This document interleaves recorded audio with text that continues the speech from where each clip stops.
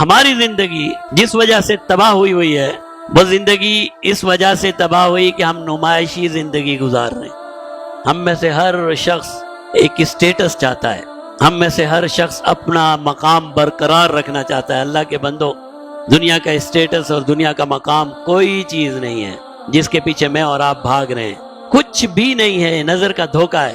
جس دن نظر بند ہو گئی، ہمارے علماء کہتے ہیں جس دن نظر کھل گئی تو آپ کو پتہ چلے گا کچھ بھی نہیں تھا۔ یہ خواب ہے، ایک خیال ہے جس کے پیچھے ہم اپنی ساری زندگی بھاگ رہے ہیں۔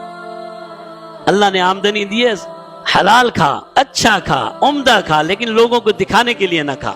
اچھا پہنے، عمدہ پہنے، اللہ کی نعمت کا شکر ادا کرنے کے لیے پہنے، لوگوں کو دکھانے کے لیے نہیں۔ اسٹیٹس پیارے محبوب کی خوشنودی ضروری ہے یا آپ کے یہ بنائے ہوئے رسم و رواج ضروری ہیں؟ یہ کون سی زندگی ہے جو میں اور آپ گزار رہے ہیں؟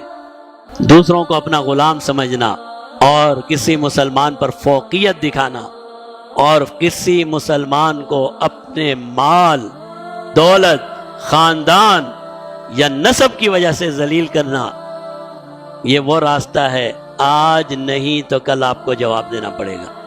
اللہ نے ہمیں جو آپ کو عزت دی ہے وہ عزت اسلام کی وجہ سے ہے، تقوی اور طہارت کی وجہ سے ہے۔